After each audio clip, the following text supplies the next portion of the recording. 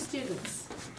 Because your beginning students are just nervous about being touched, never mind having you plant your feet on them. Can you do the other leg, because I'm better with the right foot. So here's the adjustment. Is you don't step on any place you're not supposed to. You put your foot on the thigh on a diagonal. You press down and toward your heel. Is that correct? Yeah. See, look, he's happy. So I've got my foot on his femur, and I'm inwardly rotating, I'm inwardly rotating the thigh by pressing down into my heel. Is that all right? Could it be different? Is it a good spot? Okay. So you're kind of just below the hip at the head of the thigh. You know, like Kim said that she knows we don't do a whole lot of feet adjustments in Iyengar yoga. They do a lot of feet adjustments, and it's been a long time since I've done feet adjustments. And I think it goes to a whole way you set it up when people are coming in brand new. I would wonder, just curiously, would you say that Ventura Yoga has as many deconditioned people as we do? No. No. What do you mean by deconditioned? Like super ultra posy. I mean people who are 20 to 60 pounds overweight, who are older and who have a lot of issues. This is much more diverse here. Yeah, I think that's it, and that's probably why, you know, I kind of, my brain has changed a little bit in terms of adjustments. But you know, I'm sure whatever works, I would like to use. But then we have to decide who we're going to use it on.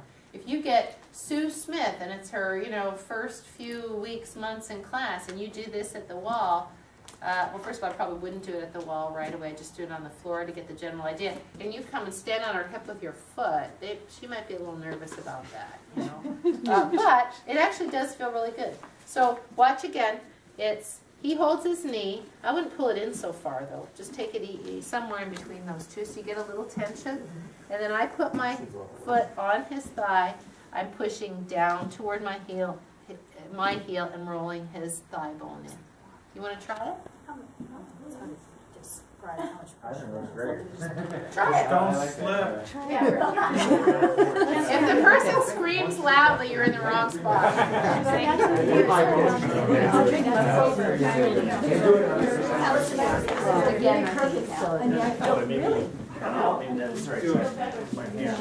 Lower. You're standing. Okay, hold on. We got a problem here. You have to stand. Like Annie was here on the outside of her leg, that's not, it's okay, but it's not as good. You have to, if she's got her leg, look at me. So good if you can be quiet when I'm saying something. You have to stand to the inside of her leg. And then you can push down, right? So, thank you. Okay, so you're to the inside, yeah? A little lower. Here. Yeah, like that, yep. Yeah, but and then Roll it in. I would like it to be. Yes, yes, nice. That's good. Yeah.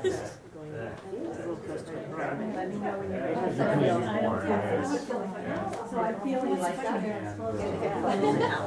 Wow, right. But I didn't feature the ball. When he did hamstrings. Really rotate. Kind of does what we do with the hammer. Anytime this hip was popping out, or this hip was popping out, we would Do that after. Yeah. So any pose where you're lower. Yeah. You want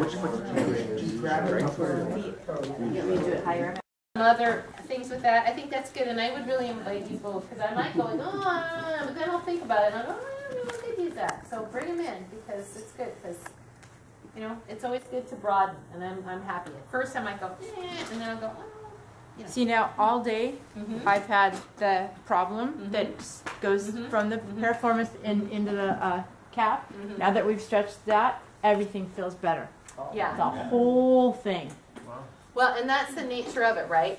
Is when you externally rotate like that and you're bending to the side, all of this is contracting, right? So now this is contracted and it sort of works in harmony together. For sure. So now that you've stretched this and released that, and that's why it's important if you do all this stuff, you have to stretch the hip flexors too.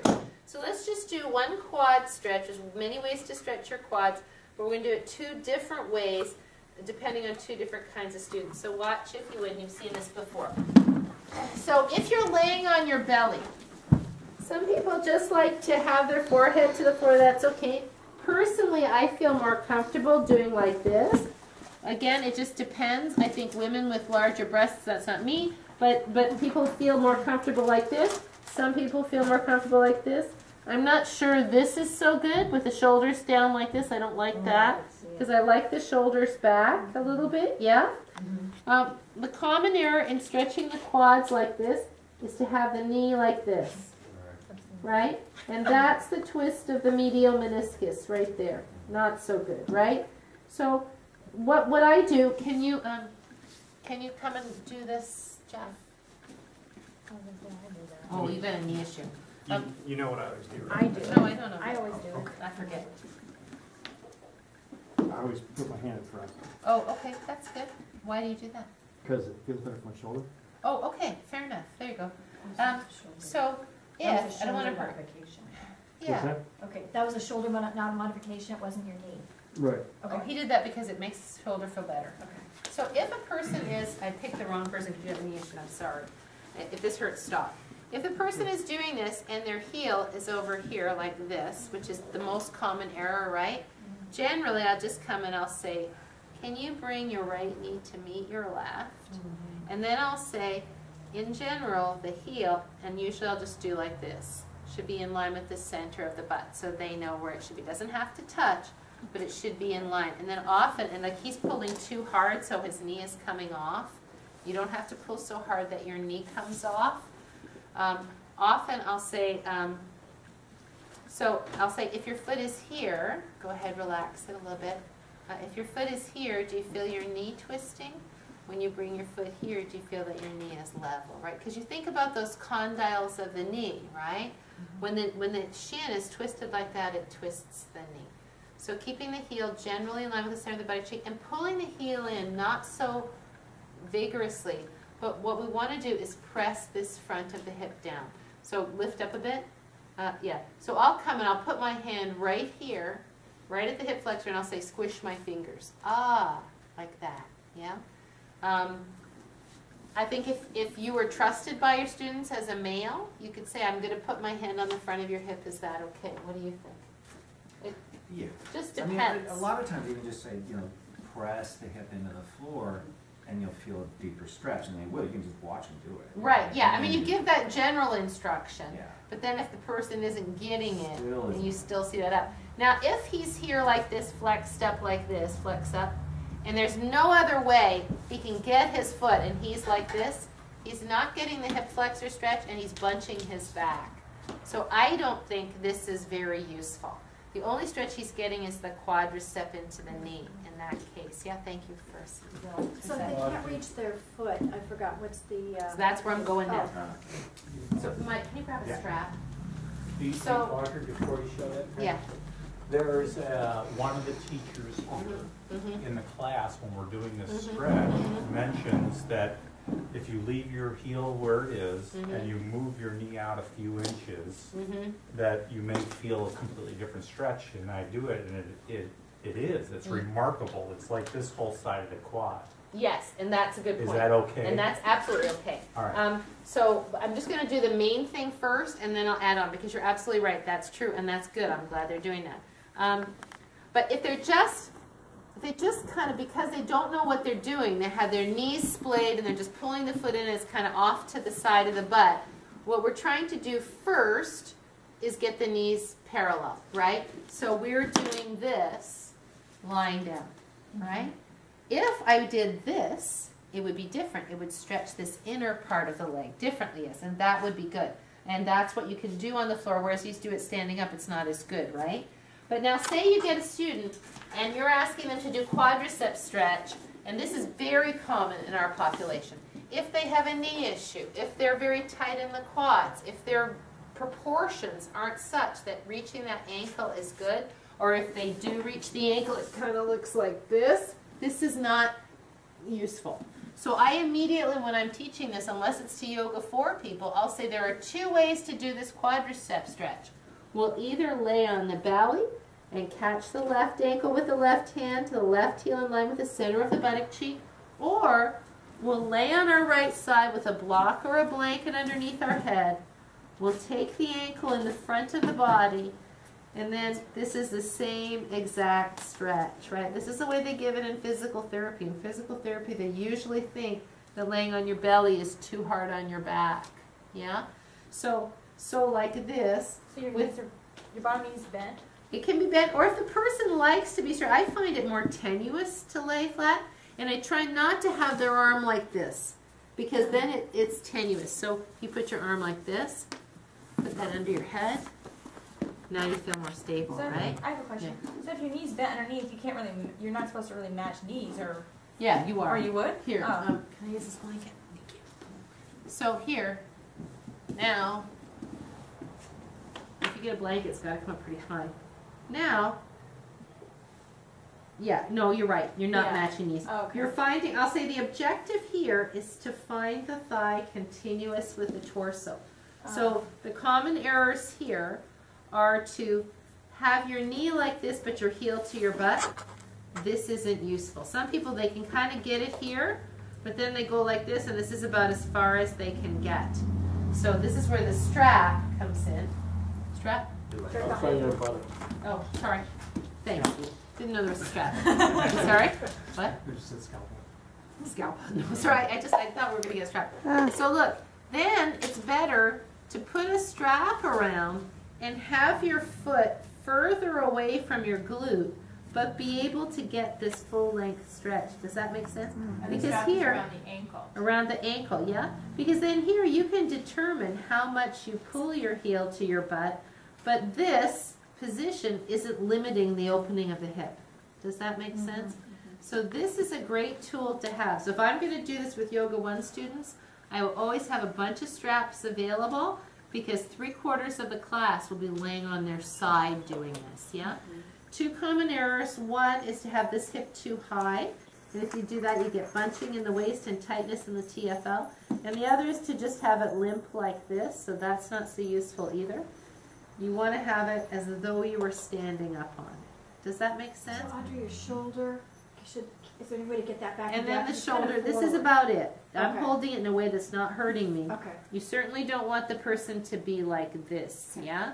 Sometimes they're like this, and then they kind of hold up here too far on the strap. So that's when you hold the strap and you ask them to reach their hand down. So then their arm is straight, and they can just bend the elbow a little bit and roll the shoulder back. And When you you just do said that. too limp, did you mean that they weren't pulling on the strap tight enough, or their hip was in a weird place? Hip like this. This is what I call limp. It's not really doing anything, right? So the leg should be continuous with the pelvic outlet, right? And when we start working more with straps, this goes to the strap, right? But I hold long, and then I bend my elbow just a little bit. If I hold here, I have too much play, and I can't use my back muscles to hold it. If I hold like this, I can use my back muscles back here to hold it, rather than my neck and shoulder here. Does that make sense? Yeah? So let's do this. Let's have a partner, and let's watch them lay on their side and do this, and then have this knee towards your chest. I'm going to put this strap. See, I put it around her foot for her. You give me your hand and put it here. Good. Okay. Now from here, let's lift the knee up. And okay.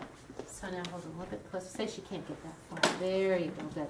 So I saw a little bit. See how this is nice and level, right? I saw a little bit of this going on as we were doing it.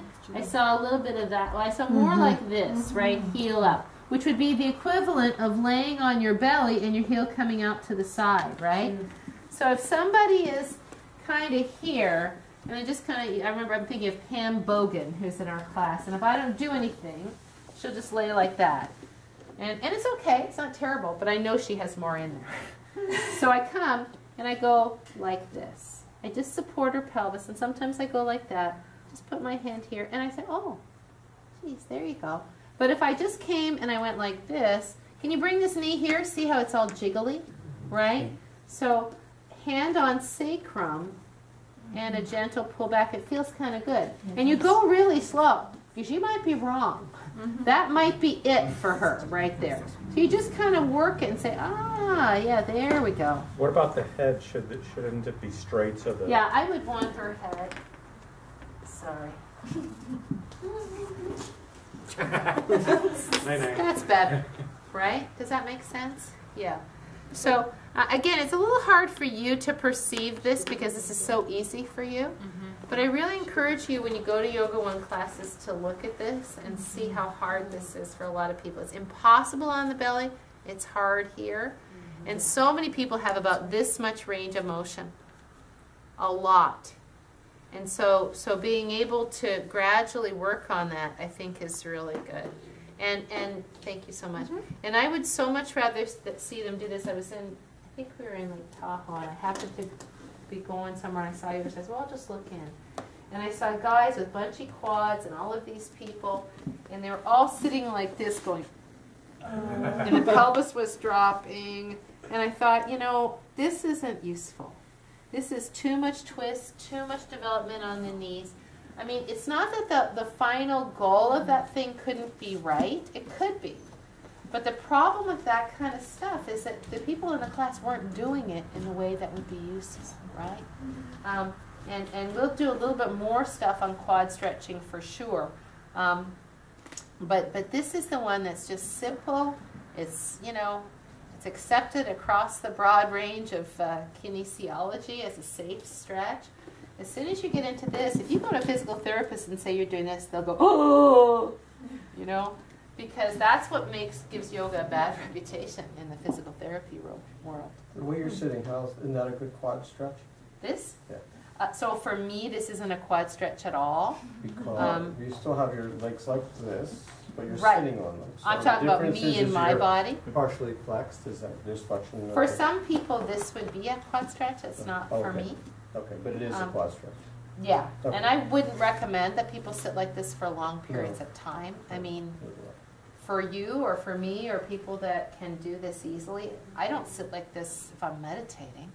But just to sit down and demonstrate something, I'm grateful that I can sit like this and it's not a big deal. Does that make sense? Yeah. And it doesn't feel painful on my knees. There was a time when I couldn't even approach this for sure. But I think it's worth noting, Kim and Anthony, that when I really became strong about this was when I had the knee issues. And because when your knees are healthy, you cannot feel how much force there is on your knee. But once your knees are compromised, and if you really know your body, you go, holy crap, I never had any idea that would put that much force on my knee. And that's when I really changed my mind about those poses. Because I did so much of this, so much jumping up into Virasana, so much binding, so much torquing. Like, I can't say that that's not why when I happened to fall hiking, why my knees didn't tear out, why my knees tore out. You know what I mean? Like, I think all that twisting and hypermobility in the knees weakened my knees. So, you know, maybe I thought I was strong, but when I fell, my knees just gave out like, you know, nothing. So, I don't know. I mean, I had a 50-pound pack on my back, so there's a lot of weight when I fell and twisted. But you would think, oh, well, if your knees are more flexible, your knees wouldn't break. You know, they wouldn't tear, right? But mine tore like nothing. They shredded. So, I don't know. I'm not so big on it. But I do think, for sure, there are lots of modifications on Supta Virasana I've done with football players. Things like this. On a blanket. With a chair. Pelvis up. Lean back. Ah! Because it's such a big stretch for them. To do this. To do this. Yeah? So this is Supta Virasana. It's just a very, very modified form of it. Yeah? So I don't think that's bad. I think that it's possible to sit on a block, maybe, like this, carefully, with one foot here, maybe two more blocks. I'm going to make this up and do this, yeah, carefully, and press like that. I think all those are valid and doable. Are they for Yoga 1 students? No, because you have to be able to do this first. You have to have an idea of that first. And like what we do, the current favorite stretch at the wall, that kneeling stretch where we do that, that's a big, big quad stretch. Yeah? So, and we will do those when we come to back bending, because all of that has to do with what kind of pelvis? Interior toe. Posterior. Posterior toe. Posterior toe, right? So it affects the quads, but it's about back bending, because the back bending requires a posterior tilt. Should we talk about homework? Sure. Anybody else have any questions about quads? We did together next, everything we did today. And to practice teaching some of the things we did today. And what did the homework sheet say? Can I look at what? I don't It remember what I says, said. please sequence 10 standing poses, including right side and left side, from the standing poses we have covered so far. Let me know, what level are you teaching? Where in the class this sequence might occur? Hold on. Sorry, I couldn't hear you. I'm sorry. Sure. What do you Can want? I just use a sheet? Of Then I course. can, thank you though, appreciate it. Sorry, I don't even know where my stuff is, so. All right. All right, so please sequence 10 standing poses, including right side and left, from the standing poses we've covered so far, okay? So, what I'd like to know what level it is you're teaching. So I'm not even going to tell you how to do this, but, so 10 standing poses means 5 on each side, right? What level is it for? And where in the class sequence might this occur? Like what might come before, what might come after? We didn't get the homework. Oh, It's the one page thing, there were 3 pages of one and 1 page of another. Lori passed it out. If you weren't here, you might not have got it. I'll get it. okay, well, when I find my stuff, I probably have it. I'll give it to you, yeah? And then what is the benefit and intention that you're looking for in choosing to sequence in this way, briefly? And I'd like you to email this, so don't make it like a 3-page essay. This is yours. Oh, you're so nice, Zach. All right, great, thank you. All right, let me give you that back. So, By sequence, sorry. I mean discussing how you describe Right, it. I'm going to do X pose, followed by X pose, followed by X pose, But 10. not the instructions. on 10 how to do total, no. it. But if there's a transition between the pose that is not the pose itself, you might describe what that transition is. Does that make sense? Can anybody give me a quick example of 3 poses linked together? Warrior 2, reverse warrior, and side angle pose. Okay. Warrior 2, you say reverse warrior, Reverse warrior. side angle pose. Those 3 poses right there. So that's 3 out of 10. So why did you choose that sequence? What's going to come before it, and what would have come before it after? Just general, lightly. You don't have to give a whole big deal. And what's the benefit of doing it the way you chose? Like, why did you choose to do that? Warrior, reverse warrior, as opposed to warrior into triangle pose. Why did you choose to do what you did? Does that make sense? And so you have 10 of these total. It's really 5, but you can mix up rights and lefts, or you can alternate, right, left, or you can go right, right, left, left. There's all kinds of possibilities, right? And if you want to put in some kind of transitional thing, that's fine. But for example, what wouldn't be so useful is I did triangle pose, and then I did windshield wiper, and then I got up and I did half moon pose. Because between the triangle pose and the half moon pose, I wanted to stretch out the hip flexor. Now, it's not so that would be a bad thing. You could do that. It would do the intention. But if you're doing standing poses, you might not choose to get down on the floor for that particular intention. Does that make sense? Yes? Because this is a standing pose sequence. So you're going to put these poses together in a way that hopefully makes sense. Not necessarily as a flow class, because you might be teaching for Yoga 1 where there is no flow. Right? Question. Like revolved high lunge. Mm-hmm. Not really, that's not a standing pose. Oh. But it's not a seated pose. I would call it a standing pose. That's, Yeah. I want to Good, great clarify. point, great point. So all the your palette from which to draw is everything we've done so far except for the stuff lying on the back, right? So we've gone through lateral poses, we've gone through flexion extension poses, we've gone through flexion extension poses with rotation. What else? I think that's it. We haven't done crescent pose yet, so don't put crescent I pose was in. thinking of that. Dang. What's our due date? Whenever. This is the teacher. What's our due date?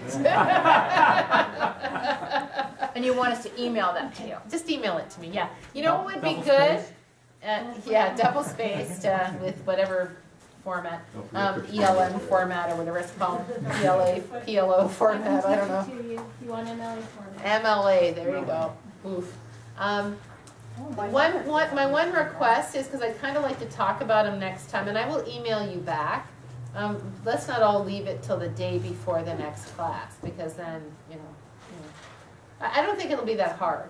I just want you to start thinking in terms of linking, which again doesn't mean flow.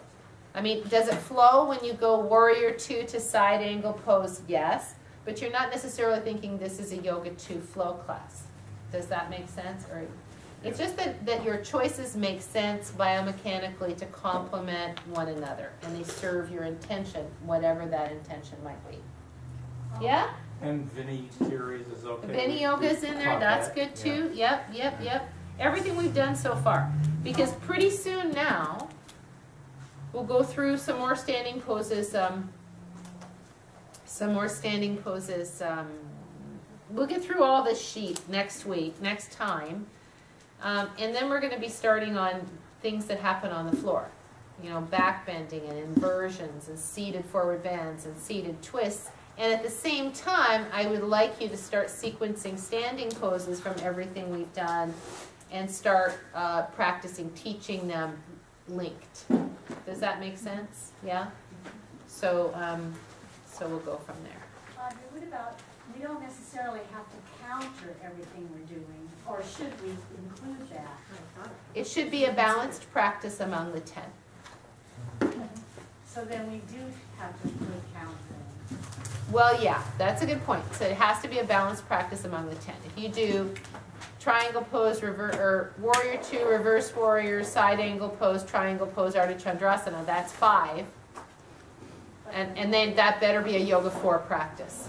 Do you know what I'm saying? Yes. You could do that, Right. but then explain why. You know, that I probably wouldn't even do that on yoga 4. But you know, you can say whatever you say. You just have to have a good justification, right? What was I going to say? Oh yeah, I think it's the 11th and the 18th of January. I think that's what most people emailed me in terms of planning your calendars, yeah? Because I won't see you now till December. Oh, we cannot be there the 11th. That was Okay. the day we could, that was the weekend we Okay, could. I think though the majority was the 11th. Okay. Is it the 11th and the 18th? Is that what we said? Is the 18th Martin Luther King weekend? What? January.